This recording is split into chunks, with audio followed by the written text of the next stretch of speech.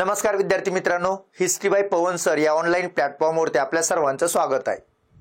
येणाऱ्या कंबाईन पूर्व परीक्षेसाठी मास्टर क्लास सिरीजच्या माध्यमातून आधुनिक भारताचा इतिहास, विशेषतः महाराष्ट्राच्या संदर्भासह ह्या गोष्टी आपण प्रश्नाच्या स्वरूपामध्ये पूर्ण करतोय। सर्व अभ्यास तुमचा झालेला आहे। येणाऱ्या परीक्षेमध्ये तुम्हाला या लेक्चरचा रिव्हिजन करताना नक्की फायदा होईल अशा दृष्टिकोनातून सर्व हे विश्लेषणात्मक लेक्चर आज तुमच्या समोर मांडत आहे। या लेक्चरचा अभ्यास करत असताना किंवा इथल्या प्रश्नाचा अभ्यास करत असताना आयोगाचा कंबाईन पूर्व परीक्षेला असलेला जो एरिया आहे तो एरिया कव्हर करण्याचा आपण इथं प्रयत्न करणार आहे। 2023 ला कंबाईन पूर्व परीक्षेला जो पेपर होता त्याच पेपरच्या धर्तीवर हे प्रश्न काढलेले आहेत, ज्याच्या माध्यमातून तुम्हाला एरिया ओळखायला आणि त्या फॉर्मॅटमध्ये क्वेश्चन तिथे कसे विचारले जातात त्या टॉपिकवर हे समजायला या लेक्चरच्या माध्यमातून तुम्हाला तिथे मदत होईल। हा लेक्चर पार्ट बनवण्याचा याचा उद्देश आहे। त्यामुळे हे सगळं करत असताना आपण क्वेश्चनच्या माध्यमातून आपली रिव्हिजन बघूया आणि मास्टर क्लास टेस्ट सिरीज मधलं आजचं हे आपलं दुसरं लेक्चर असणार आहे। पहिलं लेक्चर आपण बघितलं ज्यामध्ये तुम्ही भरभरून प्रतिसाद दिला, परत एकदा सगळ्याचे धन्यवाद। आणि आपण जास्त वेळ न घेता आपल्या दुसऱ्या लेक्चरला चालू करूया। दुसऱ्या लेक्चर मधला आपला हा पहिला क्वेश्चन आहे, ज्या क्वेश्चन मध्ये पहिला क्वेश्चन दिलाय तुम्हाला, पुढील गोष्टीची कालक्रमानुसार काय करा, मांडणी करा किंवा कालानुक्रमानुसार मांडणी करा। एक प्रश्न असतो परीक्षेला, घटना कालानुक्रम लावा कंबाईन पूर्वला। हे करत असताना तुम्हाला हा प्रश्न विचारलाय, त्यामध्ये 4 घटना दिलेत। पहिला ऑगस्ट ऑफर, त्यानंतर वैयक्तिक सत्याग्रहाची चळवळ, वेव्हेल योजना आणि डिक्की बर्ड योजना। याचा अर्थ हा टॉपिक कोणता आहे लक्षात ठेवा। तर या टॉपिकचा अभ्यास करत असताना आपल्याला हा कालखंड म्हणजे कोणता, 1937 ते 1947 मधली राष्ट्रीय चळवळ हा कालखंड, आणि या 10 वर्षाच्या कालखंडामध्ये परीक्षेला प्रश्न काय असतो, या घटनेचा क्रम लावा। त्यानंतर कंबाईनला 1927 ते 1934 मधल्या ज्या घटना आहेत या घटनेचा सुद्धा परीक्षेला काय विचारतात, क्रम लावा विचारतात, लक्षात ठेवा। आज या दोन्ही घटना आपण क्रम लावा या दृष्टिकोनातून सगळ्याचा अभ्यास करणार आहे। म्हणजे कंबाईनला जर तिथं क्वेश्चन विचारला तर क्वेश्चन तुमचा आजच्या लेक्चर मधून कव्हर होईल, लक्षात ठेवा, ठीक आहे। त्यामुळे या दोन्ही घटना म्हणजे जवळपास हे 10 वर्ष आणि हे 10 वर्ष असं जवळपास 20 वर्षाचा कालखंड हा आपल्याला क्रम लावायला पूर्वला प्रश्न असतो, लक्षात ठेवा। त्यासाठी या सगळ्या गोष्टी लक्षात ठेवणं गरजेचं आहे। तर सगळ्यात महत्त्वाचा हा टॉपिक होता 37 ते 47 आणि क्रम लावा। आता जर ऑगस्ट ऑफर आपण बघितली तर ऑगस्ट ऑफर कधी होती, 8 ऑगस्ट 1940 ला। त्यामुळे 8 ऑगस्ट 1940 ची असलेली ऑगस्ट ऑफर लक्षात ठेवा। त्यानंतर वैयक्तिक सत्याग्रहाची योजना, डिसेंबर 1940 ते 1941 पर्यंत 1 वर्षाच्या काळामध्ये वैयक्तिक सत्याग्रहाची चळवळ महात्मा गांधींनी राबवली। वेव्हेल योजना कधीची होती, तर वेव्हेल योजना होती 1945 ची, आणि डिक्की बर्ड योजना कधी होती, ज्याला बाल्कन प्लॅन म्हणतात, ती योजना होती 47 ची। मग सगळ्यात महत्त्वाचा प्रश्न काय की कालानुक्रमानुसार मांडणी करा। त्यामुळे पहिलं काय यायला पाहिजे, 1940 ची घटना म्हणजे ऑगस्ट ऑफर। 2 नंबरला काय यायला पाहिजे, वैयक्तिक सत्याग्रहाची चळवळ 40 ते 41 मध्ये। 3 नंबरला 1945 वेव्हेल प्लॅन, आणि 4 नंबरला डिक्की बर्ड योजना। ज्या डिक्की बर्ड योजनेला तुम्ही अजून एक नावानं ओळखू शकता किंवा त्याला अजून एक नाव वापरतात, त्याला काय म्हणतात, बाल्कन प्लॅन किंवा बाल्कन योजना। तर ती 47 ला माउंटबॅटननं मांडलेली योजना आहे। म्हणजे याचा अर्थ अ ब क ड हे त्या प्रश्नाचं उत्तर असलं पाहिजे। ऑप्शन मध्ये तुम्हाला 3 नंबर ऑप्शन दिलेला आहे। आता लक्षात ठेवा, जर इथून पुढे कधी परीक्षेला क्वेश्चन आला क्रम लावा, तर तुमचा ह्या लेक्चर मध्ये या प्रश्नामध्ये क्रम लावा हा क्वेश्चन सगळा कव्हर करू, ज्याच्या माध्यमातून कधी पण प्रश्न विचारू देत हा क्रम लावा तुमच्या लक्षात राहिला पाहिजे। मग जेव्हा आपल्याला त्या 10 वर्षाचा क्रम विचारतात तेव्हा लक्षात ठेवा 1935 चा काय झाला होता, कायदा झाला होता।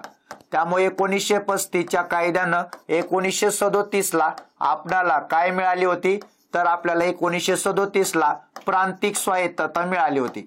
त्यामुळे प्रांतिक स्वायत्तता हे 1935 च्या कायद्याचं वैशिष्ट्य जे 37 ला लागू झाली। ही प्रांतिक स्वायत्तता 1939 पर्यंत होते। त्यामुळे 1939 पर्यंत ही स्वायत्तता टिकली, आणि 1939 मध्ये 11 पैकी 8 मंत्रिमंडळांनी आपल्या पदाचे काय दिले, राजीनामे दिले। काँग्रेसच्या मंत्रिमंडळाचे हे राजीनामे तुम्हाला दिसतील, कारण आपल्याला न विचारता इंग्रजांनी आपली भूमिका डिक्लेअर केली। त्यानंतर 1939 ला जिनांनी एक दिवस साजरा केला, त्या दिवसाचं नाव होतं कुठला, मुक्ती दिन किंवा आभार दिन, लक्षात ठेवा।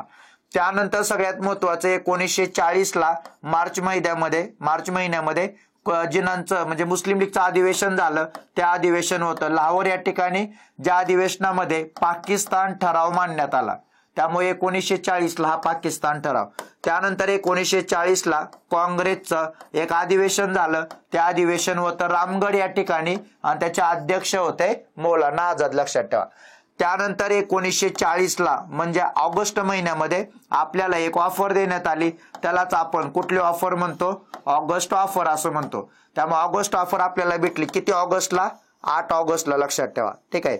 त्यानंतर सगळ्यात महत्वाचे 1940-41 मध्ये महात्मा गांधीजींनी एक चळवळ चालू केली, ज्याला आपण कसली चळवळ म्हणतो, वैयक्तिक सत्याग्रहाची चळवळ, लक्षात ठेवा.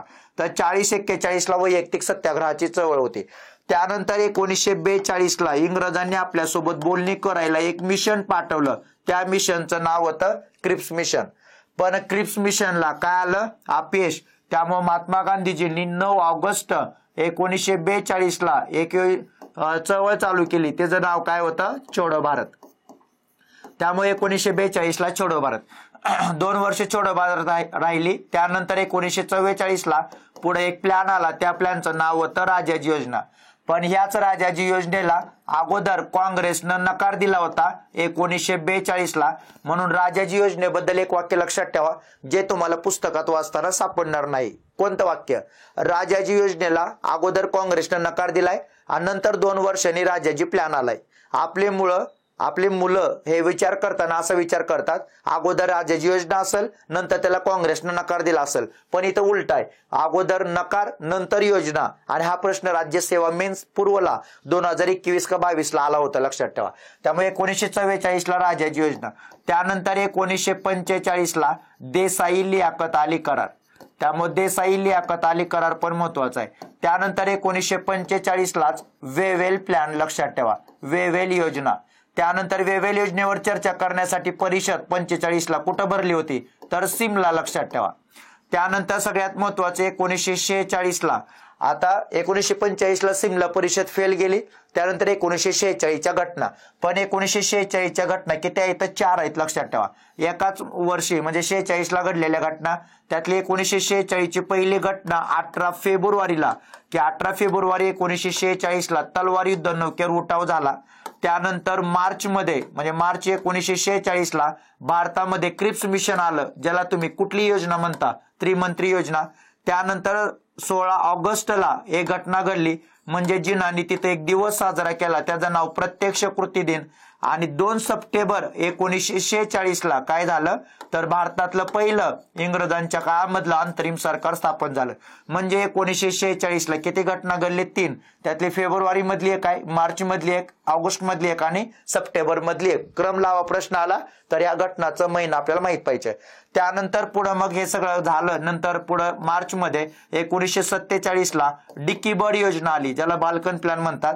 आणि त्याच्यानंतर 3 जून 1947ला माउंट बॅटन प्लॅन आला, लक्षात ठेवा. त्यामुळे माउंट बॅटन प्लॅन होता 1947. त्यानंतर 18 जुलै 1947ला भारतीय स्वातंत्र्याचा कायदा आला, ज्या भारतीय स्वातंत्र्याच्या कायद्यानं आपल्याला स्वातंत्र्य भेटलं 15 ऑगस्ट 1947, लक्षात ठेवा. कारण 15 ऑगस्ट 1947ला कायद्याची अंमलबजावणी चालू झाली. म्हणजे अशा पद्धतीने हा 10 वर्षाचा कालखंड आहे. आणि तुम्ही कुठली पण पूर्व परीक्षा बघा, पूर्व परीक्षाला आयोगाचा क्वेश्चन काय राहतो, क्रम लावा. पण आता इथून पुढे कधी जरी प्रश्न आला का क्रम लावा, तर ह्या घटना तुम्हाला क्रम लावण्यासाठी काय करतील, मदत करतील. ह्या घटना एकदा व्यवस्थित लिहून काढा.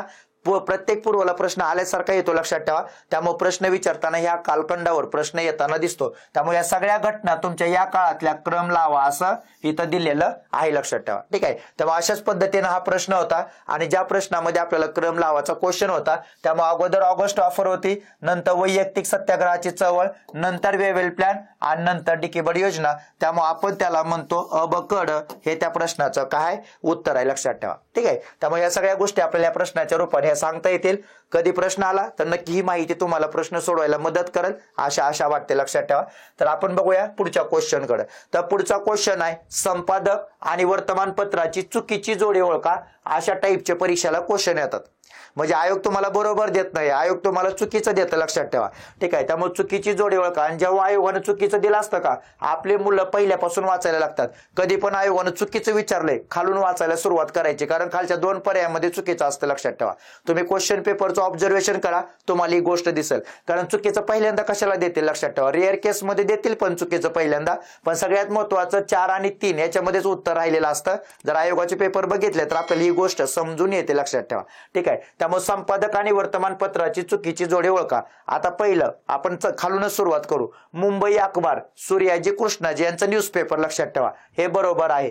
दि सोशलिस्ट राम मनोहर लोहिया हे मात्र चुकीचं आहे. कारण का, कारण 3 नंबरचं हे जे पर्याय दिलाय तर तो चुकीचा आहे. कारण राम मनोहर लोहिया हे त्या न्यूजपेपरचे संपादक नव्हते. दि सोशलिस्ट नावाचं न्यूजपेपर श्रीपाद अमृत डांगेंनी चालू केलं होतं, लक्षात ठेवा.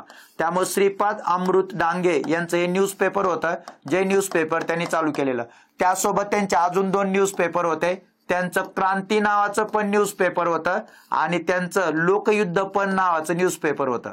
त्यामुळे लोकयुद्ध आणि क्रांती आणि सोशलिस्ट हे न्यूजपेपर चालू करणारे कोण आहेत, श्रीपाद अमृत डांगे, लक्षात ठेवा. एवढंच नाही तर त्यांचं एक पुस्तक सुद्धा तेव्हाच्या काळामध्ये खूप गाजलं होतं. त्या पुस्तकाचं नाव होतं गांधी वर्सेस लेनिन, लक्षात ठेवा. ठीक आहे, त्यामुळे गांधी वर्सेस लेनिन हे पुस्तक होतं. त्या पुस्तकामध्ये त्यांनी लेनिनची स्तुती केली होती आणि महात्मा गांधी यांच्यावर टीका केलेली. हे पुस्तक सुद्धा त्या काळामध्ये खूप गाजलं होतं. या पुस्तकाचे लेखक आहेत श्रीपाद अमृत डांगे, लक्षात ठेवा. श्रीपाद अमृत डांगे यांच्यावर लोकमान्य टिळकांच्या विचारांचा काय होता, प्रभाव होता, लक्षात ठेवा. त्यामुळे कामगार चळवळीमधलं एक महत्वाचं व्यक्तिमत्व म्हणून श्रीपाद अमृत डांगे यांच्या कार्याला बघितलं जातं. एवढंच नाही तर आंतरराष्ट्रीय स्तरावर कामगार चळवळीमध्ये काम करणारे महत्वाचे नेते म्हणजे सुद्धा श्रीपाद अमृत डांगे. एवढंच नाही तर रशियानं त्यांना लेनिन पदक देऊन सुद्धा त्यांचा काय केला होता, गौरव केला होता, लक्षात ठेवा. त्यामुळे श्रीपाद अमृत डांगे हे महत्वाचे आपल्याला सांगता येतील. ठीक आहे, त्यामुळे क्रांती, लोकयुद्ध आणि दि सोशलिस्ट ह्या दि सोशलिस्ट नावाचं न्यूजपेपर त्यांनी 1923 ला चालू केलं होतं. 2023 ला या न्यूजपेपरला किती वर्ष पूर्ण झाले होते, 100. पण 2024 ला तर काय परीक्षा झाली नाही, त्यामुळे 2025च्या कंबाईन परीक्षाला विचारतील, लक्षात ठेवा. त्यामुळे 100 वर्ष पूर्ण झाल्यामुळं आपल्याला सांगता येईल की त्या न्यूजपेपरवर पुढे प्रश्न विचारला जाऊ शकतो. ठीक आहे, त्यामुळे दि सोशलिस्ट नावाचं न्यूजपेपर राम मनोहर लोहिया यांचं नव्हतं, तर ते न्यूजपेपर होतं श्रीपाद अमृत डांगे यांचं, लक्षात ठेवा.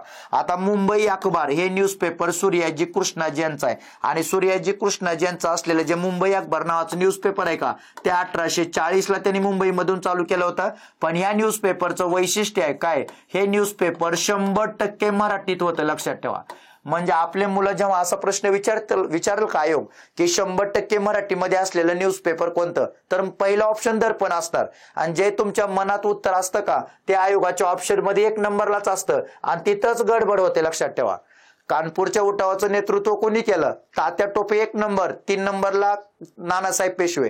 पण मनात तात्या टोपे ना, त्यामुळे आयोगाने 1 नंबरला दिलं आणि बरेचसे मुलं त्या ट्रॅप मध्ये अडकले. तर तात्या टोपे 1857च्या उठावाचं नेतृत्व करत नव्हते, ते सेनापती होते, ते सहकारी होते कुणाचे, नानासाहेबांचे. तर नानासाहेब उत्तर यायला पाहिजे आयोगाचं, आयोगाने दिलं सुद्धा पहिल्या एन्सर मध्ये. पण लक्षात ठेवा, जे तुमच्या मनात उत्तर असतं ते पहिल्यांदा ऑप्शन मध्ये दिसतं. त्यामुळे पहिल्या ऑप्शनचं उत्तर टिक करताना फास्ट आलं तर थोडा विचार करायचं की बाबा ते उत्तर आहे का, परत एकदा प्रश्न व्यवस्थित वाचायचा आणि मग उत्तराकडे जायचं, लक्षात ठेवा.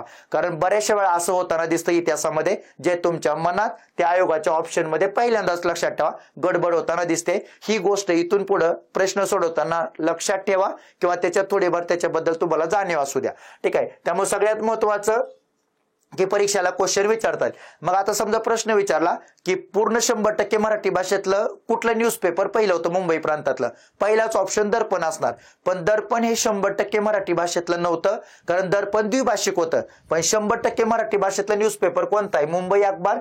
सूर्याजी कृष्णाजी नावाच्या व्यक्तीने ते चालू केलं, ते 1840 ला चालू केलं, लक्षात ठेवा. ज्याच्यामध्ये 100% सगळ्या न्यूज कशा होत्या, मराठी भाषेत होत्या. प्रश्न विचारला जाऊ शकतो, त्यामुळे मुंबई अखबार महत्वाचा आहे.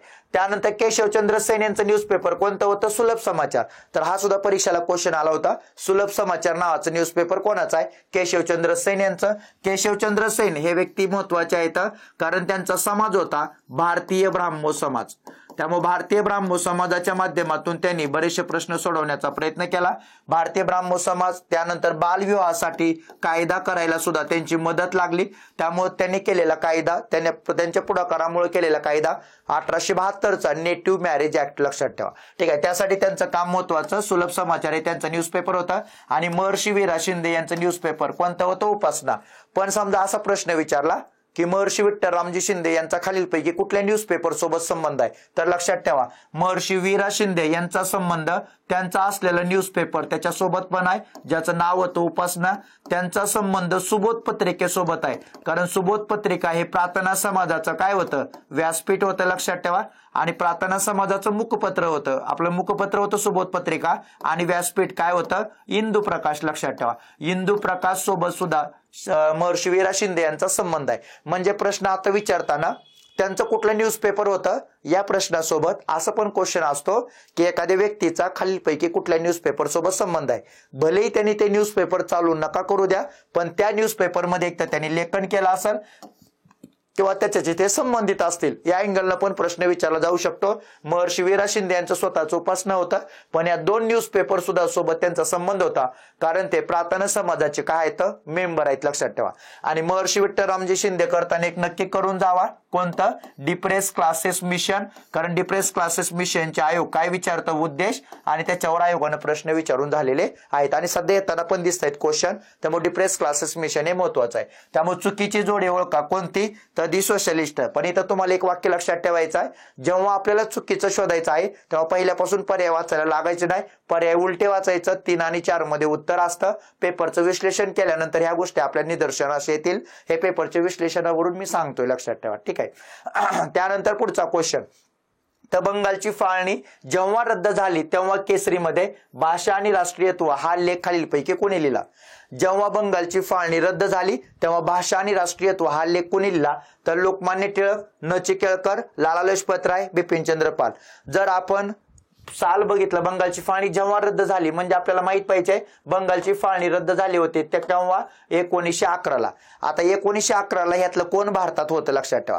जर आपण त्या गोष्टीचा विचार केला तर आपल्याला पर्याय कमी करता येतात. आता जसं की लोकमान्य टिळकाने 1908ला शिक्षा झाली होती. ते लोकमान्य टिळक मंडालेच्या जेलमध्ये कधीपर्यंत होते? 14/11 मध्ये लेख लिहिण्याचा त्यांचा काही संबंध नाही पहिला. त्यानंतर लाला लजपत राय 1908ला पंजाब मधून हद्दपार झाले होते.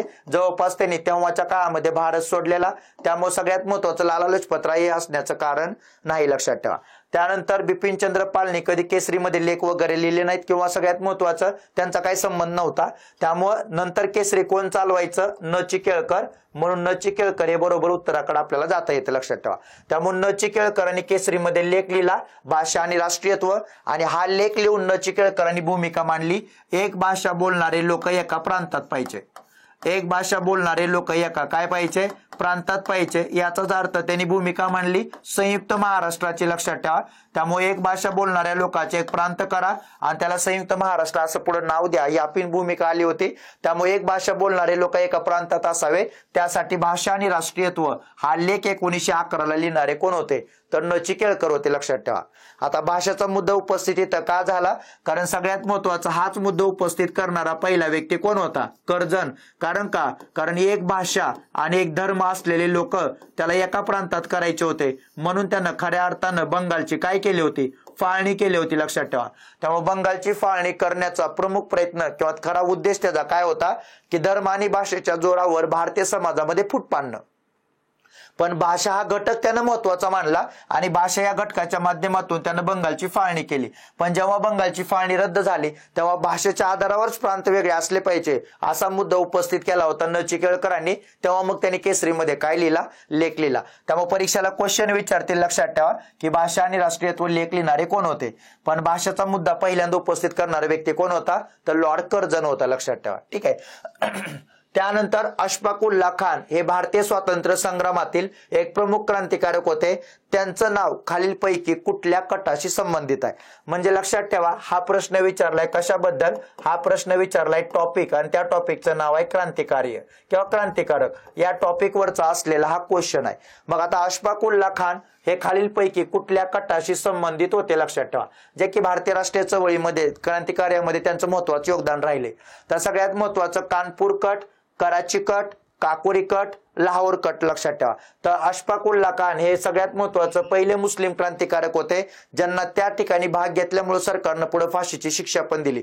तर त्यांचा संबंध ज्या कटासोबत होता तर कट मध्ये कोणता होता? काकोरी कट लक्षात ठेवा. ठीक आहे. त्यामुळे सगळ्यात महत्वाचं काकोरी कटासोबत त्यांचा संबंध होता. कारण महात्मा गांधीजींनी असहकारचं जेव्हा मागं घेतली तेव्हा तरुणांचा सहभाग मात्र कुठं गेला? म्हणजे कुठं झाला? क्रांतिकार्याकडे झाला. कारण महात्मा गांधीजींनी 1922ला असहकार चळवळ मागे घेतली तेव्हा काँग्रेस सोबत असलेला तरुण वर्ग नाराज झाला आणि मग त्या तरुण वर्गामध्ये सचिंद्र सन्याल आणि सगळ्यात महत्वाचं रामप्रसाद बिस्मिल हे दोन तरुण होते लक्षात ठेवा. सचिंद्र सन्याल आणि रामप्रसाद बिस्मिल ह्या दोन लोकांच्या पुढाकारामधून 1924ला एका संघटनेची स्थापना झाली. त्या संघटनेचं नाव होतं हिंदुस्थान रिपब्लिकन आर्मी. आणि मग या हिंदुस्थान रिपब्लिकन आर्मी या संघटनेनं पुढे काय केलं होतं? तर आयर्लंडच्या धर्तीवर भारतामध्ये आपलं क्रांतिकार्य चालू केलेलं. पण क्रांतिकार्य करण्यासाठी काय लागणार होता? पैसा. म्हणून त्यांनी पुढे जाऊन एक योजना आखली होती. त्या योजनेचं नाव होतं काकोरी कट लक्षात ठेवा. त्यामुळे काकोरी ट्रेन, काकोरी या ठिकाणी येणारी जी ट्रेन आहे तर लखनौ पासून शहाजनपूरला जाणारी रेल्वे काकोरी स्टेशनवर 10 मिनिटासाठी थांबणार होती. आणि ते थांबल्यानंतर त्याच्यातून वाहून जाणारा जो काही सरकारची तिजोरी होती तर त्या तिजोरीतला पैसा लुटाचा हा तो प्लॅन होता लक्षात ठेवा. म्हणून त्यांनी लखनौ पासून शहाजनपूरला जाणारी रेल्वे काकोरी स्टेशनवर आल्यानंतर तिथं लुटली होती. पण सगळ्यात महत्वाचा याच्यावर प्रश्न विचारला जाऊ शकतो कारण 1924ची जर लक्षात ठेवा घटना. पण त्यासाठी त्यांनी दिवस पण निवडला होता 9 ऑगस्ट 1925. पण सगळ्यात महत्वाचं 9 ऑगस्ट 1925ला झालेली घटना ज्याला या वर्षी किती वर्ष पूर्ण होता येतं? 100 वर्ष पूर्ण होता येतं. त्यामुळे याच्यावर परीक्षेला नक्की काय विचारतील? क्वेश्चन विचारतील. त्यामुळे काकोरी कट व्यवस्थित करून जावा. बऱ्याचशा मुलांचे मेसेज येतात 100, 150, 200, 250, 300 वर्षाच्या घटना बनवा. ते लेक्चर सुद्धा येणाऱ्या काही दिवसामध्ये तुमच्यासाठी युट्यूबला येईल लक्षात ठेवा. त्या घटनेमधला सगळा कंटेंट काढून झालेला आहे. त्याचं ते सगळा कंटेंट काढण्याचं काम सगळं पूर्ण झालंय. आता पीपीटी बनवून ते लेक्चर तुमच्यासाठी नक्की टाकाल कंबाईनच्या अगोदर. त्यामुळे बऱ्याचशा मुलांचे मेसेज आहेत की दरवर्षी सारखं ते लेक्चर बनवा. नक्की येणार लक्षात ठेवा. तर सगळ्यात महत्वाचं 100 वर्ष पूर्ण झाले त्यामुळे या कटावर प्रश्न विचारला जाऊ शकतो. त्यामुळे 9 ऑगस्ट 1925ला ते घटना होती आणि मग काकोरी या ठिकाणी आलेली ट्रेन ही आपल्या क्रांतिकारकांनी लुटली होती. पण यूपी सरकारनं त्याचं नाव बदललं. काकोरी कट असं म्हणायचं नाही किंवा काकोरी लूट असं म्हणायचं नाही. त्याला काकोरी ट्रेन ऍक्शन असं नाव दिलेलं आहे लक्षात ठेवा. त्याच्यावर सुद्धा आयोग प्रश्न विचारला जाऊ शकता कारण 100 वर्ष पूर्ण झाल्यानंतर ते नामकरण यूपी गव्हर्नमेंटने केलेलं आपल्याला दिसतं लक्षात ठेवा. त्यामुळे त्या लुटीमध्ये म्हणजे काकोरी ट्रेन ऍक्शन मध्ये जवळपास क्रांतिकारकांना किती रुपये भेटले होते? 8,000 रुपये भेटले होते. पण 8,000 रुपये भेटल्यानंतर इंग्रजांनी या सगळ्या गोष्टीचा शोध घ्यायचा प्रयत्न केला. पण प्रश्न एक असा विचारू शकतात काकोरी ट्रेन ऍक्शन किंवा ही काकोरी जो कट होता तर त्याचा प्लॅन कुणी तयार केला होता? तर त्याचा प्लॅन 2 लोकांनी तयार केला होता. एक अशफाक उल्ला खान होते आणि दुसरं रामप्रसाद बिस्मिल होते लक्षात ठेवा. रामप्रसाद बिस्मिल आणि अशफाक उल्ला खान या दोघांनी काकोरी कटाचा प्लॅन केला आणि 9 ऑगस्ट 1925ला शहाजनपूर पासून लखनौला जाणारी रेल्वे त्यांनी काकोरी स्टेशनवर थांबल्यानंतर त्यातून 8,000 रुपये एवढ्या किमतीचा सरकारचा तिजोरी काय केली होती? लुटली होती लक्षात ठेवा. ठीक आहे. त्यामुळे काकोरी ट्रेन ऍक्शन ही घटना झालेली दिसते. आणि मग नंतर इंग्रजांनी जेव्हा याचा शोध घ्यायचा प्रयत्न केला तेव्हा मात्र इंग्रजांनी उत्तर भारतामध्ये म्हणजे उत्तर प्रदेशमध्ये बरेचसे यांचे मुख्यालय होते त्याच्यावर छापा टाकला आणि सगळ्या लोकांना पकडण्यात आलं. मग पकडण्यात आल्यानंतर सचिंद्र सन्याल, रामप्रसाद बिस्मिल, राजेंद्र लाहिरी, रोशन सिंग, त्यानंतर अशफाक उल्ला खान या सगळ्यांना पकडलं आणि त्यातल्या काही लोकांनी इंग्रजांनी फाशीची शिक्षा दिली लक्षात ठेवा. त्याच्यामध्ये अशफाक उल्ला खान हे फाशी जाणारे क्रांतिकारक होते. पण अशफाक उल्ला खान फाशी जाणारे पहिले मुस्लिम क्रांतिकारक होते. हे त्यांचं सगळ्यात महत्वाचं वैशिष्ट्य लक्षात ठेवा. म्हणून परीक्षेला क्वेश्चन विचारतील की पहिले मुस्लिम क्रांतिकारक कोण आहे की ज्यांना फाशी झाली? तर ते व्यक्ती होते अशफाक उल्ला खान आणि त्यांचा संबंध होता कोणत्या कटासोबत? तर त्या कटाचं नाव होतं काकोरी कट लक्षात ठेवा. ठीक आहे. त्यामुळे काकोरी कटासोबत त्यांचा संबंध असलेला आपल्याला दिसतो लक्षात ठेवा. त्यामुळे त्यांचं नाव महत्वाचं आहे. आणि फाशी कुणाला झाली असं सुद्धा विचारलं जाऊ शकतं.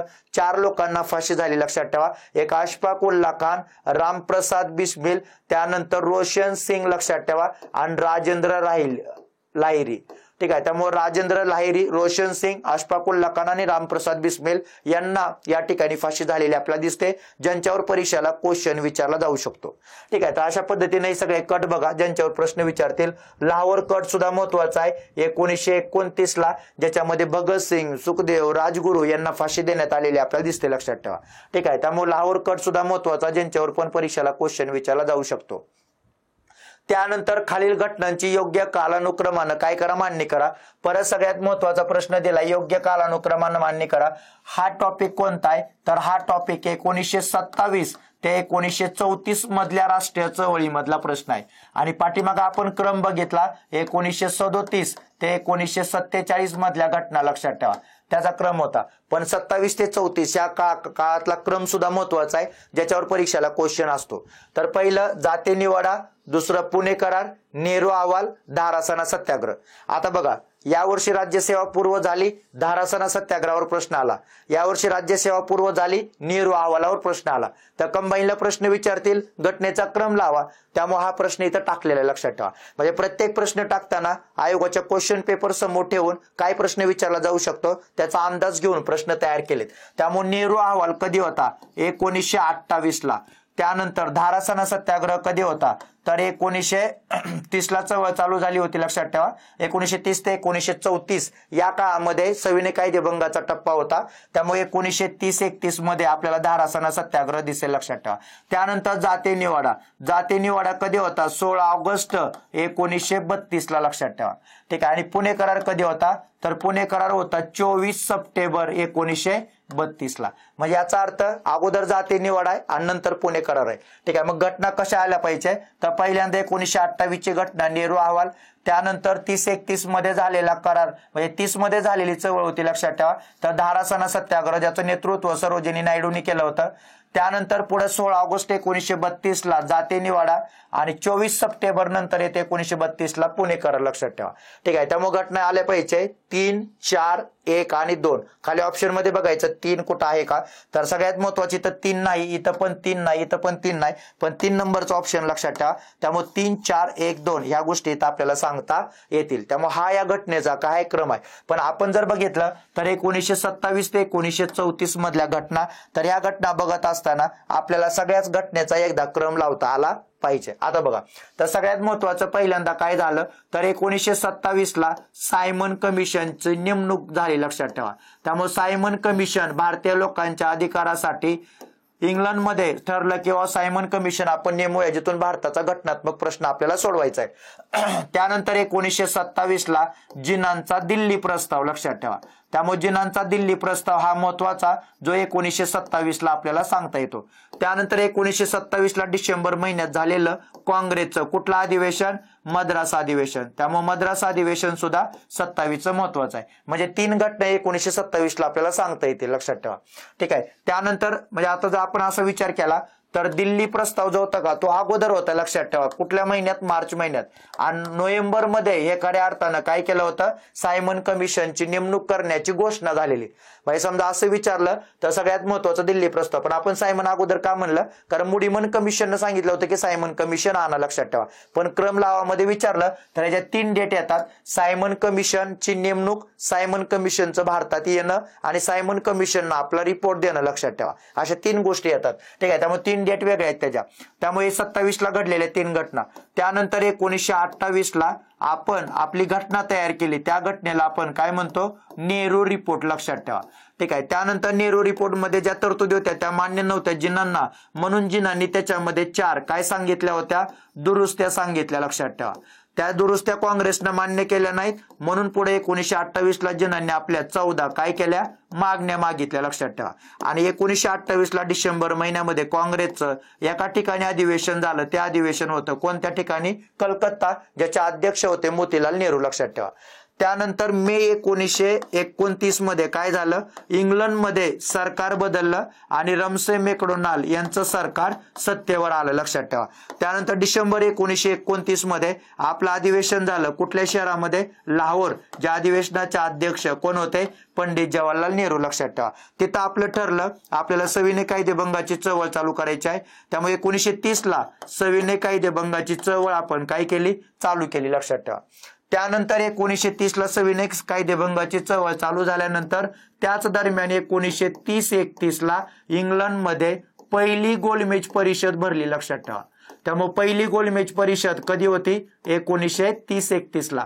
त्यानंतर सगळ्यात महत्वाचं, पहिली गोलमेज परिषद फेल झाली आणि 5 मार्च 1931ला गांधी-इर्विन करार करण्यात आला. कारण पहिल्या राऊंड टेबल कॉन्फरन्सला काँग्रेसचे लोक गेले नव्हते, म्हणून काँग्रेसच्या लोकांना राऊंड टेबल आणायचं होतं, म्हणून गांधी-इर्विन समझोता. त्यानंतर 23 मार्च 1931ला भगतसिंग आणि त्यांचे सहकारी यांना सरकारनं काय दिली? लाहोरच्या जेलमध्ये फाशी दिली. त्यानंतर तिथून पुढे 6 दिवसांनी म्हणजे कधी? 29 मार्च 1931ला काय झालं तर काँग्रेसचं अधिवेशन भरलं कराची, ज्याचे अध्यक्ष वल्लभभाई पटेल होते. आणि समझोता झाला की महात्मा गांधींनी सविनय कायदेभंगाची चळवळ स्थगित करावी आणि दुसऱ्या राऊंड टेबल कॉन्फरन्सला काँग्रेसच्या वतीनं भाग घ्यावा. त्यानंतर मग महात्मा गांधी सप्टेंबर ते डिसेंबर मध्ये चालणाऱ्या राऊंड टेबल कॉन्फरन्सला 1931च्या गेले, लक्षात ठेवा.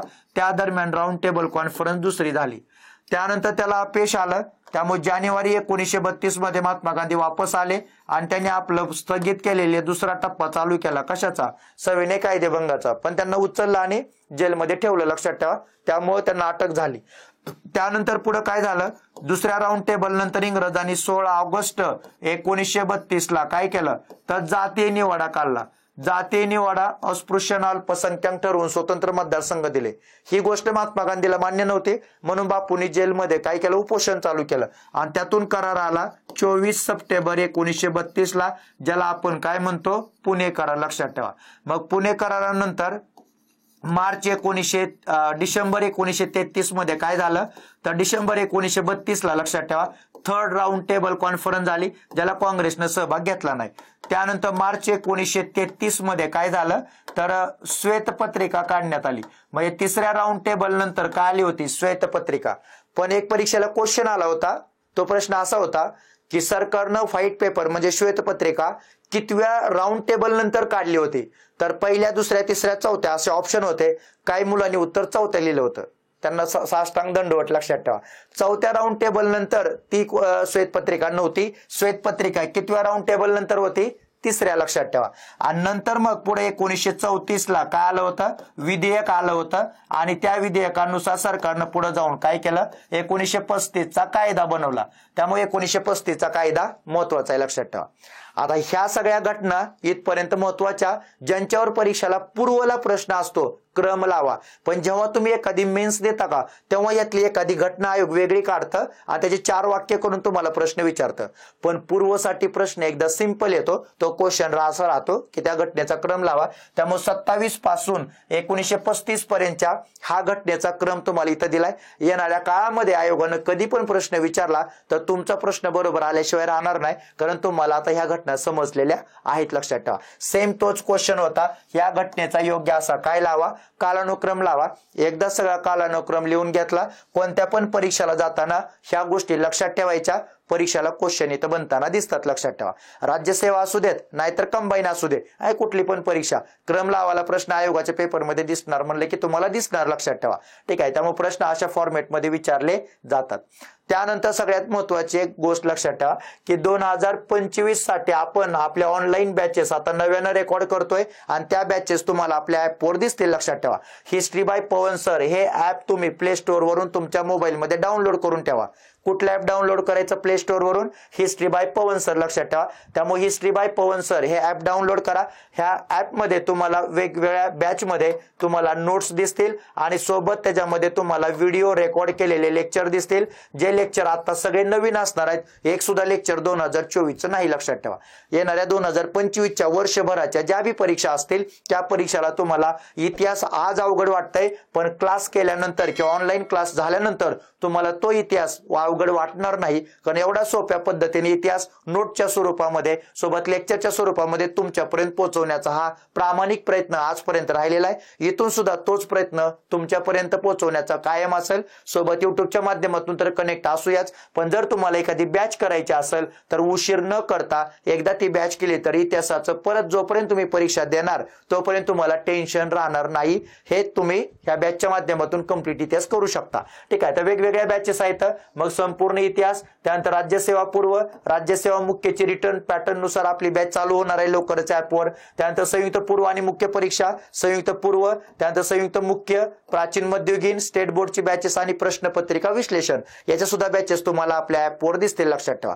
ठीक आहे, तर हे सगळं तुम्हाला या ऑनलाईन बॅचच्या माध्यमातून तुमच्यापर्यंत पोहोचवता येत आहे. त्याचा मात्र मला आनंद नक्कीच आहे, कारण बऱ्याच मुलांनी त्या गोष्टीचा फायदा झाला. जिथं मार्क येत नव्हते तिथं सुद्धा मुलांना मार्क येताना दिसत आहेत. तर वेळ न करता लेक्चर सगळं बघून झाल्यानंतर ऍप डाउनलोड करा, हिस्ट्री बाय पवन सर, आणि ते तुम्हाला प्ले स्टोअरवरून तुम्हाला डाउनलोड करता येईल, लक्षात ठेवा.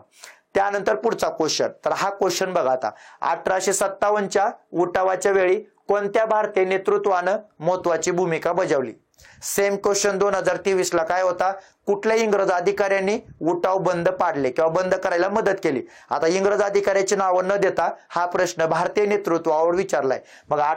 मग तुम्हाला लक्षात ठेवा, जेव्हा तुम्ही एखादा प्रश्न वाचता का, त्या प्रश्नामध्ये अशी एखादी की पॉइंट असतो की तो आपल्याला नजरेत भरला पाहिजे, किंवा तो की पॉइंट जर तुमच्या लक्षात आला ना, तर त्या उत्तरामधलं काय चुकीचं आहे हे लगेच लक्षात येतं किंवा आपण त्याचा विचार करतो, लक्षात ठेवा. म्हणजे आता ह्या प्रश्नामध्ये सगळ्यात महत्वाचा वर्ड्स कोणता आहे की 1857च्या उठावाच्या वेळी.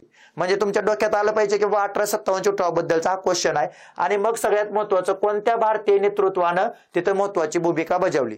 तर पहिलं खान बहादूर खान, मौलवी अहमदुल्ला, नंतर मौलवी लियाकत अली, दिवान मनीराम, बेगम हजरत महल, तात्या टोपे, सेवाराम गिसाडी, रामजी भांगडिया. हे सगळे नाव वाचल्यानंतर आपल्या डोक्यात एक कल्पना आली पाहिजे किंवा आपला अभ्यास असतो, आपण ते अभ्यास केलेला असतो, आपल्याला लगेच लक्षात येतं की बाबा सेवाराम गिसाडी आणि रामजी भांगडिया हे दोन लोक 1857च्या उठावामध्ये नव्हते. त्यांनी उठाव केलाय हे मान्य आहे, पण त्यांचा संबंध कुठल्या उठावासोबत नव्हता? 1857च्या. कारण 1857च्या उठावाच्या अगोदर जे उठाव झाले होते त्या उठावामध्ये ह्या दोन लोकांनी त्या उठावाचं काय केलं होतं? नेतृत्व केलं होतं. त्यामुळे त्यांचा उठावामध्ये काही संबंध असण्याचं कारण नाही. याचा अर्थ ड ऑप्शन हा 57च्या उठावाशी संबंधित नाही, हे आपल्याला लक्षात यायला पाहिजे, कारण प्रश्न फक्त 1857च्या उठावासोबत आहे. ठीक आहे, उठावाबाबत आहे, लक्षात ठेवा. त्यामुळे समजा ड ऑप्शन गेला तर तुम्हाला ड दिसणार कुठं? 4 मध्ये जे आहे का, 4 मध्ये वरील पैकी सर्व आहे म्हणजे तर ड आहे, लक्षात ठेवा. हा ऑप्शन येणार नाही. बाकी ड कोणत्या ठिकाणी नाही. ठीक आहे, मग अशा वेळेस आपल्याला ते नाव माहिती असायला पाहिजे, कारण त्या व्यक्तीने 57च्या उठावामध्ये भूमिका निभावली का. तर ह्याच्यामध्ये वरचे तिन्ही पण लोक 1857च्या उठावाशी काय तर संबंधित आहेत, म्हणून उत्तर आपलं येतं अ ब क बरोबर, लक्षात ठेवा. त्यामुळे सेवाराम गिसाडी हे व्यक्ती जे होते का, तर त्यांनी बिल्लांच्या उठावाचं नेतृत्व केलं होतं. त्यामुळे सेवाराम गिसाडी यांनी उठाव केला होता 1824 ला, लक्षात ठेवा. आता सेवाराम गिसाडी यांनी केलेला जो उठाव आहे का, तो सुद्धा महत्वाचा आहे, ज्यांच्यावर परीक्षेला क्वेश्चन विचारला जाऊ शकतो. कारण सेवाराम गिसाडी यांनी बिल्लांच्या उठावाचं नेतृत्व केलं होतं आणि त्यांचा उठाव मोडून काढणारा व्यक्ती कोण होता? तर आउटराम, लक्षात ठेवा. रामजी भांगडिया यांनी नेतृत्व केलं होतं 1828 मध्ये. त्यांनी नेतृत्व केलं होतं कुठल्या उठावाचं? कोळी उठावाचं. आणि त्यांचा उठाव दडपून टाकणारे दोन इंग्रज अधिकारी होते, अलेक्झांडर आणि मॅकॅन्टॉश. आणि सेवाराम गिसाडी यांचं बंड मोडून काढणारा होता कोण? आउटराम, लक्षात ठेवा. आता 1824 म्हणले की 2024 जवळपास किती वर्ष पूर्ण झाले? तर 200 वर्ष. त्यामुळे परीक्षेला क्वेश्चन बनू शकतो सेवाराम गिसाडी यांच्या बंडाबद्दल, लक्षात ठेवा, किंवा बिल्लांच्या उठावाबद्दल प्रश्न येऊ शकतो. आणि रामजी भांगडियाचं बंड होतं 1828 ला. त्यांनी कोळी जमातीला सोबत त्यांचं नेतृत्व केलेलं, पण अलेक्झांडर आणि मॅकॅन्टॉश या दोन लोकांनी त्यांचा उठाव दडपून टाकलेला. पण बाकी सगळे लोक 1857च्या उठावामध्ये आपल्याला असलेले दिसतील, लक्षात ठेवा. ठीक आहे, मग आता ह्या नेतृत्वाबद्दल तुम्हाला पुढे दिलंय, सगळेच भारतीय नेतृत्व दिलेत, ज्याच्या माध्यमातून तुम्हाला जर पुढे कधी प्रश्न आला नेतृत्वावर तर तुम्हाला हा टेबल तिथं मदत करेल की तिथं कोण काम करायचं, लक्षात ठेवा. त्यामुळं एक म्हणजे सगळ्यात महत्वाचं दिल्लीमध्ये नेतृत्व करणारे कोण होते? बहादूर शाह जफर दुसरा आणि त्यांचा सेनापती होता बख्त खान. त्यामुळे बहादूर शाह जफर दुसरा आणि सेनापती बख्त खान या दोघांनी काय केलं होतं? दिल्लीमधून नेतृत्व केलं होतं, लक्षात ठेवा. त्यानंतर सगळ्यात महत्वाचं कानपूरमध्ये कोण होते? कानपूरमध्ये मुख्यतः नानासाहेब पेशवे होते. त्यांना मदत करणारे सेनापती तात्या टोपे होते.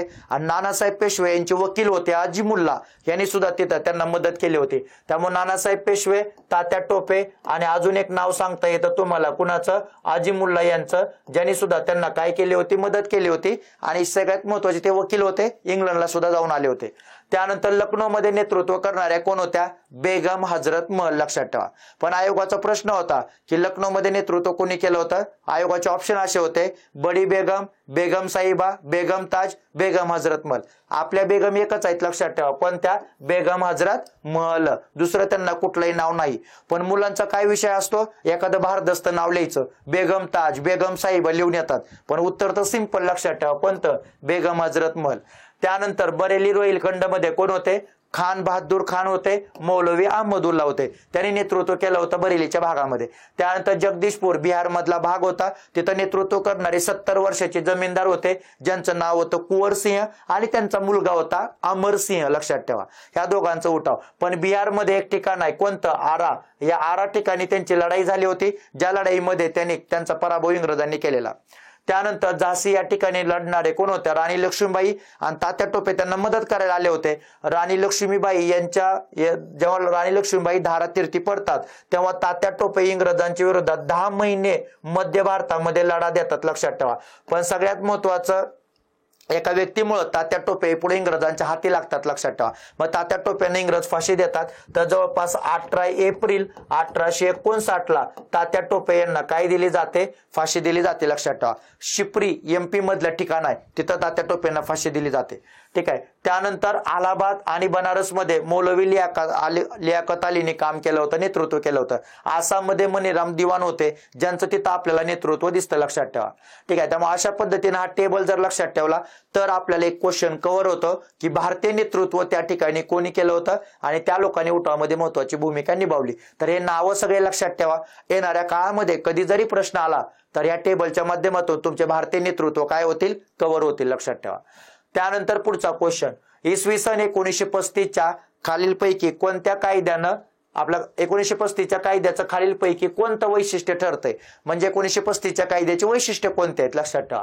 पहिलं, भारतीय उच्च आयुक्त पदाची निर्मिती. नंतर फेडरल कोर्ट, अखिल भारतीय संघराज्य आणि फेडरल रेल्वे. तर खाली तुम्हाला पर्याय दिलेत. 1935चा म्हणजे की वर्ड्स लक्षात ठेवा. या प्रश्नामध्ये आपल्याला काय विचारलंय की बाबा मला 1935च्या कायद्याचं वैशिष्ट्य विचारलंय. तर आता 1935च्या कायद्याचं वैशिष्ट्य कोणतं आहे? मग याच्यामधून तुम्हाला ओळखता आलं पाहिजे, लक्षात ठेवा. त्यामुळे सगळ्यात महत्वाचं, भारतीय उच्च आयुक्त पदाची निर्मिती हे 1935च्या कायद्याचं वैशिष्ट्य ठरत नाही. कारण भारतीय उच्च आयुक्त पदाची निर्मिती हे 1919च्या कायद्याचं वैशिष्ट्य आहे. आणि हे पद म्हणजे कोणतं? ज्या पदाला तुम्ही काय म्हणता? हाय कमिशनर. त्या पदाला तुम्ही काय म्हणता? हाय कमिशनर पद, किंवा तुम्ही त्याला म्हणता इंडियन हाय कमिशनर, लक्षात ठेवा. हे इंडियन हाय कमिशनरला मराठीमध्ये काय म्हणतात? तर त्याला मराठीमध्ये म्हणतात भारतीय उच्च आयुक्त. आता एकाच शब्दाला असलेले इतर शब्द पण माहिती पाहिजे, कारण कधी कधी शब्द माहिती नसतात पण प्रश्न हातचा जातो, लक्षात ठेवा. त्यामुळं भारतीय उच्च आयुक्त पदाला हाय कमिशनर म्हणतात, इंडियन हाय कमिशनर म्हणतात, भारतीय उच्च आयुक्त म्हणतात. तर हे पद 35च्या कायद्याचं वैशिष्ट्य नाही, ते वैशिष्ट्य 1919च्या कायद्याचं आहे. आणि मग त्या पदावर येणारा पहिला व्यक्ती कोण होता? तर विल्यम स्टीव्हन्स मेयर नावाचा व्यक्ती त्या पदावर येणारा पहिला आहे. आता हा प्रश्न येऊन गेलेला आहे, तो प्रश्न येणार नाही. पण त्या पदावर येणारा पहिला भारतीय कोण होता विचारतील तर त्याचं नाव आहे दादीबा मेरवानजी दलाल. हे पहिले भारतीय हाय कमिशनर. आणि पहिल्या महिला हाय कमिशनर कोण होत्या हा सुद्धा विचारायचा क्वेश्चन बाकी आहे. त्यामुळे त्यांचं नाव होतं विजयालक्ष्मी पंडित. त्यामुळे विजयालक्ष्मी पंडित या पहिल्या भारतीय महिला काय आहेत? हाय कमिशनर आहेत. आणि त्या पदावर येणार आहेत त्या पहिल्या महिला सुद्धा हाय कमिशनर आहेत. पण जेव्हा भारताला स्वातंत्र्य भेटलं, स्वातंत्र्यवेळी हाय कमिशनर कोण होतं? तर MK वेलोदी नावाचे व्यक्ती स्वातंत्र्यवेळी काय होते? हाय कमिशनर होते. पण जेव्हा भारत प्रजासत्ताक बनला तेव्हा हाय कमिशनर कोण होतं? तर VK कृष्ण मेनन नावाचे व्यक्ती काय होते? तर ते हाय कमिशनर होते, लक्षात ठेवा. त्यामुळे जेव्हा भारत प्रजासत्ताक बनला तेव्हा कृष्ण मेनन, प्रश्न विचारायचं बाकी आहे. जेव्हा भारताला स्वातंत्र्य भेटलं वेलोदी, लक्षात ठेवा. पहिल्या महिला हाय कमिशनर विजयालक्ष्मी पंडित 1954ला. त्यानंतर पहिल्या भारतीय हाय कमिशनर दादीबा मेरवानजी दलाल. आणि पहिले high commissioner William Stevens Meyer. Meyer विचारून झाले, पुढचं विचारायचं बाकी आहे. आयोग कधी पण तिथं जाऊ शकतं, लक्षात ठेवा. त्यामुळे प्रश्न तिथं पुढच्या काळामध्ये बनवू शकतो. ठीक आहे. त्यामुळे हाय कमिशनर हे पद कुठल्या पदाचं वैशिष्ट्य आहे? कायद्याचं 1919. याचा अर्थ अ नंबरचं उत्तर हे 1935च्या कायद्याला लागू होत नाही, त्यामुळे खालीलपैकी ऑप्शन काढून टाका. 1 निघून गेला, 2 निघून गेला, यापैकी सर्व अ येतं, त्यामुळे तो पण निघून गेला. याचा अर्थ बाकीचं माहीत नसलं तरी तुमचा प्रश्न बरोबर येतं, कारण ब कडं हे त्या प्रश्नाचं उत्तर असलं पाहिजे. लक्षात ठेवा. कधी कधी प्रश्न सोडवत असताना प्रश्न चारही पर्यायाला घेऊन विचार करायचा नाही. कधी कधी प्रश्न सोडवत असताना आपण पहिल्यांदा समजा एखादं जर 100% आपल्याला चूक माहीत असेल तर त्याच्यातून आपण पर्याय कमी करू शकतो. मग अशा वेळेस 3 पर्याय निघून जातात, डायरेक्ट उत्तर राहतं. अशा अँगलला पण कधी कधी प्रश्न सोडवायचा. त्यामुळे अशा प्रश्नामधून सुद्धा आपले काही क्वेश्चन बरोबर येण्याची चिन्ह असतात. लक्षात ठेवा. त्यामुळे ब कडं हे या प्रश्नाचं उत्तर आहे. त्यामुळे फेडरल कोर्ट हे 1935च्या कायद्याचं वैशिष्ट्य लक्षात ठेवा. जेच पुढं 1 ऑक्टोबर 1937ला काय झालं, अस्तित्वात आलं. लक्षात ठेवा. तेच पुढे जाऊन भारताचं काय बनलं, सुप्रीम कोर्ट बनलं. त्यानंतर अखिल भारतीय संघराज्य हे सुद्धा 1935च्या कायद्याचं काय ठरतं, वैशिष्ट्य ठरतं. लक्षात ठेवा. पण अखिल भारतीय स्तरावर संघराज्य अस्तित्वात आलं नव्हतं. जरी अस्तित्वात आलं नसलं तरी ते 35च्या कायद्याचं वैशिष्ट्य आहे. त्यामुळे अखिल भारतीय स्तरावर संघराज्य स्थापन करणं, ज्याच्यामध्ये ब्रिटिश भारतातील प्रांत, संस्थानिक आणि चीफ कमिशनरचे प्रांत असतील. लक्षात ठेवा. त्यानंतर फेडरल रेल्वेच्या विकासासाठी फेडरल रेल्वे ही संस्था सुद्धा स्थापन करण्यात आली. ते सुद्धा 1935च्या कायद्याचं वैशिष्ट्य आहे. लक्षात ठेवा. त्यानंतर 1935च्या कायद्यानं काय झालं, भारत मंत्र्याची जी इंडिया काउन्सिल होती का, ती इंडिया काउन्सिल रद्द करण्यात आली.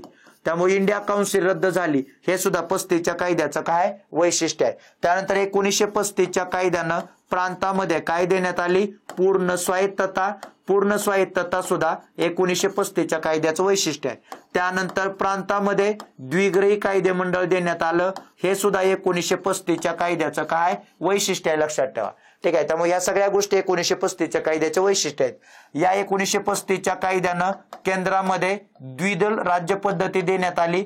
हे सुद्धा 1935च्या कायद्याचं वैशिष्ट्य आहे. द्विदल म्हणजे सोपीव आणि राखीव. हे 1935च्या कायद्यानं केंद्रात आलं. त्यामुळे या सगळ्या गोष्टी 1935च्या कायद्यानं तयार झालेल्या आपल्याला दिसतील. नंतर 1935च्या कायद्यानं काय झालं, ब्रह्मदेश भारतापासून काय झाला, वेगळा झाला. त्यामुळे ब्रह्मदेश भारतापासून वेगळा झाला. हे सुद्धा 1935च्या कायद्याचं काय वैशिष्ट्य आहे. 1935च्या कायद्यानं RBIची स्थापना झाली. हे सुद्धा 1935च्या कायद्याचं वैशिष्ट्य आहे. अशा बऱ्याच गोष्टी 1935च्या कायद्याच्या वैशिष्ट्य आहेत, ज्याच्यावर परीक्षेला क्वेश्चन विचारला जातो. जर पुढे कधी वैशिष्ट्य आयोग विचारेल का, तेव्हा इथं सांगितलेले सगळे मुद्दे तुम्हाला 1935च्या कायद्याचे वैशिष्ट्य ठरवताना कामाला येतील. लक्षात ठेवा.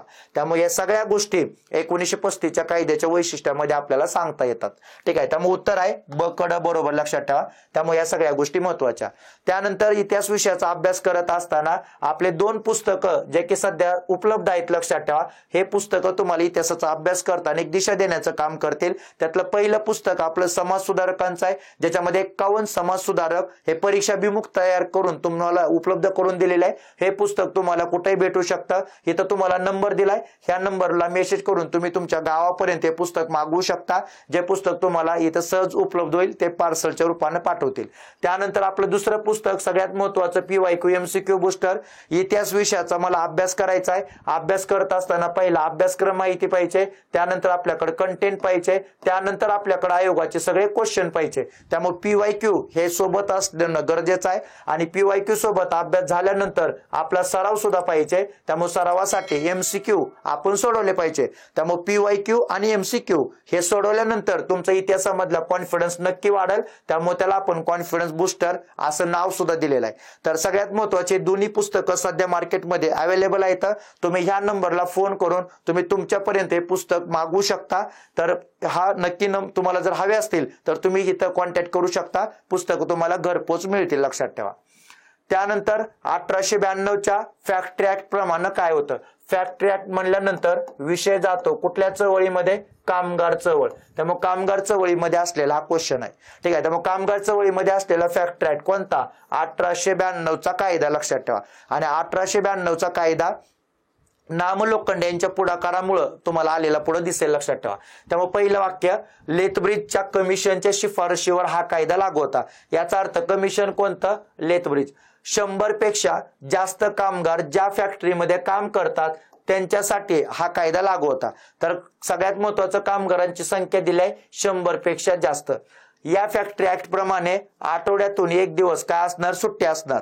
आणि या फॅक्टरीनुसार महिलांना कामाचे तास किती असणार, 11 असणार. आणि खाली मग तुम्हाला बरोबर विधान ओळखायला सांगितले, म्हणजे ह्या ऍक्ट नुसार कुठले विधान बरोबर आहेत.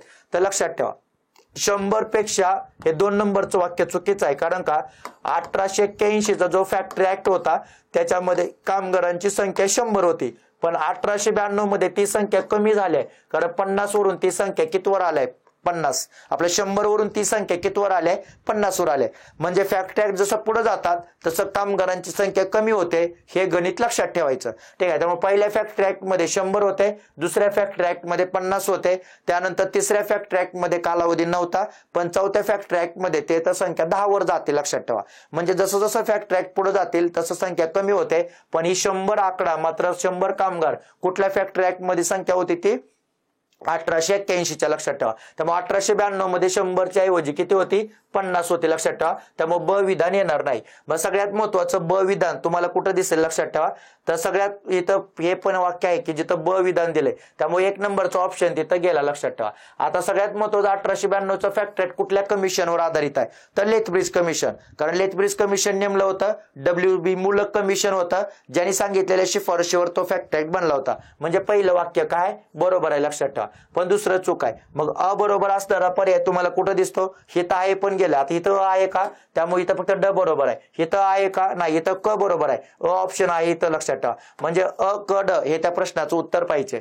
त्यानंतर क मधलं वाक्य बघा, तर आठवड्यातून एक दिवस सुट्टी. लक्षात ठेवा. म्हणून सुट्टी होती कुठल्या दिवसाची, दर रविवार. दर रविवारी सुट्टी देण्यात आली. या सुट्टीचे जनक कोण आहेत, तर नामल लोखंडे. त्यामुळे नामल लोखंडे यांच्यामुळं दर रविवारची सुट्टी भेटली. त्यानंतर या फॅक्टरी ऍक्ट नुसार महिलांना कामाचे तास किती आहेत, 11. हे सुद्धा बरोबर आहे. लक्षात ठेवा. म्हणजे अकड हे या प्रश्नाचं उत्तर असलं पाहिजे. लक्षात ठेवा. म्हणजे ऑप्शन वरून जरी गेलं तरी आपल्याला उत्तर सापडतं. त्यामुळे अशा पद्धतीने ऑप्शन वरून पण आपल्याला जाता येतं. पण सगळ्यात महत्वाचं लक्षात ठेवा, हे 1892च्या फॅक्टरी ऍक्ट मध्ये काय होतं, तर 1892च्या फॅक्टरी ऍक्ट मध्ये महिलांच्या कामाचे तास किती होते, 11. लक्षात ठेवा. त्यानंतर किती कामगारांसाठी हा कायदा लागू होता, गिरण्यांसाठी, जिथं 50 कामगार काय करतात, काम करतात. त्यानंतर आठवड्यातून एक दिवस काय असावी, सुट्टी. म्हणून पुढचा दिवस भेटला कोणता, रविवार. लक्षात ठेवा. त्या दिवशी सुट्टी देण्यात आली. सकाळी 6 आणि संध्याकाळी 6:30 नंतर महिलांना कामावर बोलवायचं नाही, ही पण तरतूद होती. मग या काळामध्ये दररोज अर्धा तास दुपारी 1 ते दुपारी 1:30च्या दरम्यान जेवणासाठी किंवा विश्रांती द्यायची. लक्षात ठेवा. त्यानंतर 7 वर्षातून कारखान्याला एकदा काय द्यायचा, रंग द्यायचा. नंतर कामगारांना काय हे झालं, तिथे इजा पोहोचवली तर नुकसान भरपाई द्यायची. लक्षात ठेवा. त्यानंतर तारेचं कुंपण यंत्राभोवती काय करायचं, बांधायचं. लक्षात ठेवा. पंखे लावायचे. अशा बऱ्याचशा गोष्टी त्या फॅक्टरी ऍक्ट मध्ये होत्या. आणि या सगळ्या डिमांड नामल लोखंडे यांनी 4000 कामगारांची सभा घेऊन परळमध्ये त्यांनी सगळ्या डिमांड कुणाला केल्या होत्या, सरकारला. सरकारनं सगळ्या डिमांड मान्य केल्या. कुठं, 1892च्या फॅक्टरी ऍक्ट मध्ये. तर प्रश्न विचारताना हा विचारतात की त्यामध्ये कोणकोणत्या तरतुदी होत्या, सोबत या सगळ्या तरतुदी सुद्धा काय करा. लक्षात ठेवा. कामगार चळवळीवर एखादा प्रश्न असतो, त्यामुळे ह्या गोष्टी महत्वाच्या. ठीक आहे. त्यामुळे अशा पद्धतीनं कडे या प्रश्नाचं उत्तर कामगारांसाठीचा असलेला हा क्वेश्चन. त्यानंतर चुकीची जोडी ओळखा. लक्षात ठेवा. तर चुकीची जोडी ओळखा हा प्रश्न दिलाय, त्याच्यामध्ये 4 तुम्हाला ऑप्शन दिलेत. तर दुहेरी शासन व्यवस्था, ड्युअल गव्हर्नमेंट 1935. लक्षात ठेवा. दुहेरी राज्य व्यवस्था 1784. द्विदल शासन पद्धती 1919 आणि दुहेरी सभागृह पद्धती 1919. लक्षात ठेवा. ठीक आहे. आता चुकीची जोडी ओळखायला सांगितलंय तुम्हाला. आयोगाच्या पेपर मध्ये लक्षात ठेवा, नेहमी खालून सोडवायला सुरुवात करायची, कारण 3 आणि 4 मध्ये चुकीचं असतं. पण कधी कधी ते असलंच असं नाही. त्यामुळे शेवटपर्यंत जोपर्यंत आपल्याला सापडत नाही तोपर्यंत सगळे पर्याय बघायचे. लक्षात ठेवा. दुहेरी सभागृह पद्धती कुठल्या व्यवस्थेनं होती, तर 1919च्या कायद्यानं दुहेरी सभागृह पद्धती देण्यात आली. आता बघा, दुहेरी सभागृह पद्धती 1919च्या कायद्यानं म्हणजे कोणती, जिथं आपल्याला कनिष्ठ सभागृह, जिथं आपल्याला वरिष्ठ सभागृह असं केंद्रामध्ये मिळालं. ह्या कनिष्ठ सभागृहामध्ये 145 सदस्य, वरिष्ठ सभागृहामध्ये 60 सदस्य 1919च्या कायद्याने निर्माण झालं. म्हणजे चुकीचं आहे का, नाही, हे बरोबर आहे. त्यानंतर द्विदल शासन पद्धती, द्विदल शासन पद्धती 1919च्या कायद्यानं प्रांतात भेटली, बरोबर. द्विदल शासन पद्धती कोणती? ज्याच्यामध्ये सोपिव खातं होतं आणि ज्याच्यामध्ये राखीव खातं होतं. त्यामुळे सोपिव आणि राखीव खात्यामध्ये जे विषय होते त्याची विभागणी केली होती, त्याला आपण द्विदल शासन पद्धती असं म्हणतो. आणि दुहेरी म्हणल्यानंतर सभागृह पद्धती म्हणलंय, हे 2 सभागृह आहेत लक्षात ठेवा, कनिष्ठ आणि वरिष्ठ. त्यानंतर दुहेरी राज्य व्यवस्था, ड्युअल गव्हर्नमेंट त्याला म्हणतात. तर दुहेरी राज्य व्यवस्था सुद्धा 1784च्या कायद्याचं वैशिष्ट्य होतं, कारण ज्याच्यामध्ये व्यापारी अधिकार पूर्णपणे काय केले होते? वेगळे केले होते लक्षात ठेवा. आणि राजकीय अधिकार पूर्णपणे वेगळे केले होते. राजकीय अधिकारासाठी काय नेमलं होतं? बोर्ड ऑफ कंट्रोल लक्षात ठेवा. आणि व्यापारी अधिकारासाठी काय होतं? Board of director. तर अशा पद्धतीनं दुहेरी राज्य व्यवस्था 1784च्या कायद्याने लागू झालेली आपल्याला दिसते. दुहेरी शासन व्यवस्था, तर हे मात्र लक्षात ठेवा, दुहेरी शासन व्यवस्था हे 1935च्या कायद्याचं वैशिष्ट्य नव्हतं, कारण दुहेरी शासन व्यवस्था हे सगळ्यात महत्वाचं 1765ला लागू केलेलं आपल्याला दिसतं. आणि 1765ला ही व्यवस्था लागू करणारा कोण होता? रॉबर्ट क्लाइव्ह होता. ही व्यवस्था पुढे जाऊन 1700 कधीपर्यंत होती? 72 पर्यंत. वॉरन हेस्टिंगनं 1772ला ही व्यवस्था रद्द केली लक्षात ठेवा. म्हणजे याचा अर्थ दुहेरी शासन व्यवस्था कधीपासून कधीपर्यंत? 65 ते 72. पण सगळ्यात महत्वाचं रॉबर्ट क्लाइव्ह, त्यामुळे 1935 येणार नाही. त्यामुळे चुकीची जोडी ओळखा, 1 नंबर हे त्या प्रश्नाचं उत्तर आहे. पण जेव्हा आयोग प्रश्न विचारते लक्षात ठेवा, तेव्हा मात्र आयोगाचे उत्तर सोडवताना तुम्हाला 4, 3, 2, 1 अशा अँगलनं जावा, कारण 3 आणि 4 मध्ये त्याचं उत्तर राहिलेलं आहे. कारण शक्यतो एक आयोग खूप कमी रेअर केसमध्ये 1 बरोबर देतं लक्षात ठेवा. शक्यतो खालूनच ते सोडवल्यानंतर त्याचं उत्तर आपल्याला सापडतं. बऱ्याचशा पेपरचं विश्लेषण केल्यानंतर आपल्याला ही गोष्ट तिथं दिसेल लक्षात ठेवा.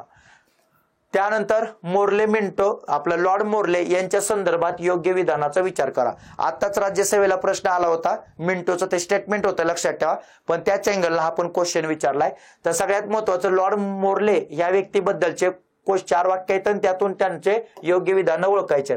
तर ते आयर्लंडचे मुख्य काय होते? सचिव होते लक्षात ठेवा. हे पहिलं वाक्य आहे. आता हे पहिलं वाक्य आपल्याला माहित आहे किंवा माहित नाही. आता 2 गोष्टीमध्ये एक तर आपल्याला समजा आपण असं पकडूया की आपल्याला हे माहित नाही. त्यानंतर दुसरं, ते भारताचे व्हाईसराय होते. आता लॉर्ड मोर्ले भारताचे व्हाईसराय होते का? नाही. भारताचे व्हाईसराय कोण होते तेव्हा? मिंटो होते. पण मोर्ले मात्र कोण आहेत? भारत मंत्री आहेत. याचा अर्थ ते व्हाईसराय होते? नव्हते. म्हणजे आपल्याला 100% माहित आहे काय? ब नंबरचं विधान आहे का? हे ब नंबरचं विधान 100% चूक आहे. म्हणजे एक तर 100% चूक जरी माहित असलं तरी प्रश्नाचे उत्तर सापडतं लक्षात ठेवा. त्यानंतर आता बघा, ब 100% चूक आहे हे आपल्याला माहित आहे. तर खाली ऑप्शन कडे या, अबक, बकड, अकड, अबकड. तुम्हाला माहित आहे ब चुकीचा आहे. याचा अर्थ 3 ऑप्शन हे तर काय झाले? इथून 100% निघून गेले. बाकीचे 2 वाक्य बी वाचायची गरज नाही. ते दोन्ही वाक्य का असणार आहेत? बरोबर असणार आहेत. त्यामुळे उत्तर कडा असणार आहे. आता क वाक्य वाचू. ते 1909च्या सुधारणांशी संबंधित होते, ज्याला मोर्ले मिंटो रिफॉर्म्स असं म्हणतात, बरोबर. कारण मोर्ले मिंटो या दोघांनी मिळून तो कायदा आणला होता. याचा अर्थ ते त्या कायद्याशी संबंधित आहेत. आणि ते म्हणाले होते, वसाहतीच्या स्वातंत्र्याची मागणी म्हणजे आकाशातील काय मागितल्यासारखं आहे? चंद्र मागितल्यासारखं आहे. त्यामुळे हे सुद्धा वाक्य काय? बरोबर आहे लक्षात ठेवा. ठीक आहे. याचा अर्थ अकड हे या प्रश्नाचं उत्तर आहे. त्यामुळे वसाहतीचं स्वराज्य हे आपण 1905ला मागितलं. वसाहतीचं स्वराज्य हे आपण ज्या अधिवेशनात मागितलं त्या अधिवेशन काँग्रेसचं भरलं होतं कुठं? बनारसला. आणि त्या अधिवेशनाचे अध्यक्ष काय होते? त्या अधिवेशनाचे अध्यक्ष होते गोपाळ कृष्ण गोखले. ठीक आहे. त्यामुळे वसाहतीचं स्वराज्य मागितल्यानंतर आपल्याला आकाशातील चांदोबा दाखवणारे कोण होते? तर मोर्ले होते लक्षात ठेवा. कारण त्यांनी त्या डिमांडला आकाशातील चांदोबाची मागणी असं म्हणले होते. ठीक आहे. त्यामुळे ते वाक्य सुद्धा बरोबर येतं. आणि वसाहतीचं स्वराज्य आपण मागितलं होतं 1905ला पहिल्यांदा मागितलं. ठीक आहे. आता ते आपलं 1 नंबरचं वाक्य आपल्याला माहित नाही, पण एक ऑप्शन 100% चूक माहित आहे. आणि त्यातून पर्याय जर बाजूला गेले तर हे माहित नसताना सुद्धा आपलं उत्तर बरोबर काढण्याचं कौशल्य आपल्याकडे येतं लक्षात ठेवा. त्यामुळे कंटेंट माहिती असायलाच पाहिजे असं नाही. कधी कधी प्रश्नाचं विश्लेषण केल्यानंतर सुद्धा पर्यायातून आपल्याला उत्तराकडे जाता आलं पाहिजे. सगळ्यात महत्वाचं मला वाटतं पूर्व परीक्षा पास होण्यासाठी हे टेक्निक महत्वाचं आहे, हे स्किल महत्वाचं आहे. त्या हळूहळू प्रश्न आयोगाची PYQ बघितल्यानंतर ह्या गोष्टी तुमच्या डेव्हलप झालेल्या दिसतील तुम्हाला. त्यामुळं हे माहित नाही तरी पण आपण त्याला तिथं बरोबर मध्ये कन्वर्ट केलं लक्षात ठेवा. त्यामुळे अकड हे या प्रश्नाचं उत्तर आहे. अशा पद्धतीने या सगळ्या गोष्टी आपल्याला इथं सांगता येतील. त्यानंतर खाली दिलेलं वर्णन काँग्रेसच्या कोणत्या अधिवेशनाशी संबंधित आहे. त्यामुळे कंबाईन पूर्व परीक्षा करत असताना काँग्रेस आणि काँग्रेसचे काय करून जाणं गरजेचं आहे, तर अधिवेशन करून जाणं गरजेचं आहे, लक्षात ठेवा. त्यामुळे काँग्रेस आणि काँग्रेसचे अधिवेशन ज्यांच्यावर परीक्षेला एखादा काय असतो, प्रश्न असतो, लक्षात ठेवा. मग सगळ्यात महत्वाचं, या अधिवेशनाला 812 सदस्य होते. त्यात या अधिवेशनाचे अध्यक्ष मद्रासचे आनंद चार्लो होते. आता माहित पाहिजे कोणत्या अधिवेशनाचे ते अध्यक्ष आहेत. या अधिवेशनाला शेतकऱ्यांच्या आर्थिक मदतीसाठी कृषी पेढ्या स्थापन कराव्या हा प्रमुख ठराव मांडण्यात आला. आता 3 वाक्य आहेत आणि खाली अधिवेशन दिलंय. बाकी काही जरी माहित नसलं तरी आपल्याला एक माहिती असतंय, काय, कोणत्या अधिवेशनाचे अध्यक्ष आनंद चार्लो होते. कारण आपण अधिवेशन करताना अध्यक्ष आणि अधिवेशन हे करतो, त्यामुळे आपल्याला हे माहित होतं. आता हे कृषी पेढ्या स्थापन केल्या वगैरे समजा माहित नाही आपल्याला, पण अध्यक्ष तर माहित पाहिजे ना ते कुठल्या अधिवेशनाचे होते. तर ऑप्शन मध्ये अलाहाबाद अधिवेशन 1888. अलाहाबाद अधिवेशनाचे अध्यक्ष होते का, नव्हते. कारण अलाहाबाद अधिवेशनाचे अध्यक्ष होते जॉर्ज युल नावाचे व्यक्ती, लक्षात ठेवा. त्यामुळे जॉर्ज युल हे पहिले इंग्रज होते जे अलाहाबाद या अधिवेशनाचे अध्यक्ष राहिले. पण अलाहाबाद अधिवेशनाचं वैशिष्ट्य होतं काय, जागा मिळू नये यासाठी इंग्रजांनी काय केला होता, इथं प्रयत्न केला होता, लक्षात ठेवा. तरी पण ते अधिवेशन झालेलं. त्यानंतर मुंबई अधिवेशन 1889 चे अध्यक्ष नव्हते. कारण का, मुंबईचे अध्यक्ष कोण आहेत, विल्यम वेडरबर्न नावाचे व्यक्ती आहेत.